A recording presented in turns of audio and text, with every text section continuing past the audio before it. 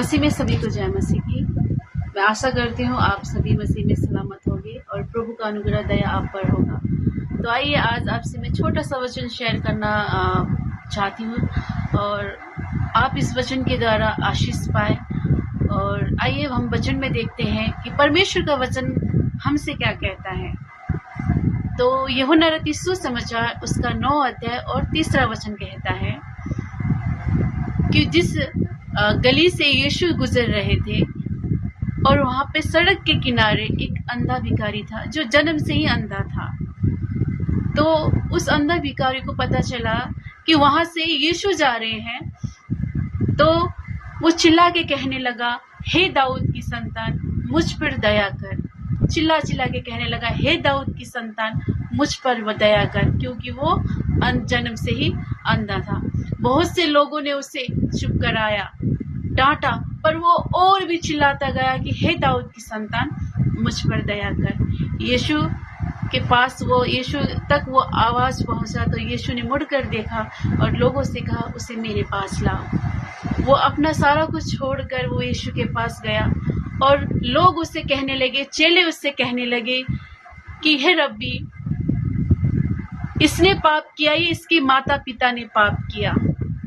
तो यीशु वहां पर उन्हें कहते हैं, न इसने पाप किया न इसके माता पिता ने पाप किया, परंतु इसलिए हुआ कि परमेश्वर की महिमा इस पर प्रकट हो। मेरे प्रियो, आज मैं कहना चाहती हूँ, हमारे जीवन में जो बीमारियां आती हैं, जो पहले हमारा जीवन था संसार में, जब हम प्रभु यीशु को नहीं जानते थे, तब हमारा जीवन कुछ और था, हम पाप में जीवन जी रहे थे। जबकि हमने यीशु को पाया, यीशु को पाने के बाद हमारा नया जीवन हो गया।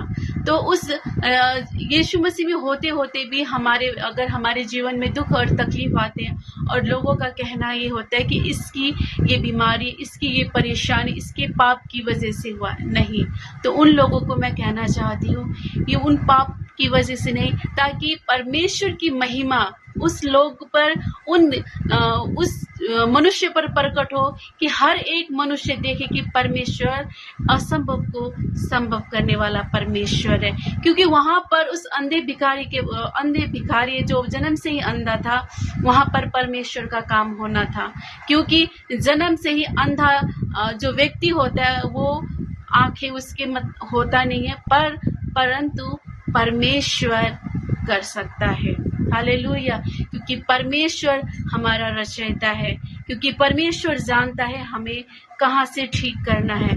तो मैं कहना चाहती हूँ आप सभी को, क्योंकि अगर हमारे जीवन में ऐसी विपत्तियां और लोगों का अगर हमें ताना आता है, तो हमें उस समय चुपचाप है और परमेश्वर से, जिस तरह उसने कहा, हे दाऊद की संतान मुझ पर दया कर, हमें भी परमेश्वर के साथ खड़े होकर कहना चाहिए, हे परमेश्वर तू मुझ पर आज दया कर, मेरे परिवारों पर दया कर, और परमेश्वर हमारे जीवन में काम करेगा। आशा करती हूँ आप सभी के ये वचन के द्वारा आप सभी आशीष होंगे, ब्लेस होंगे।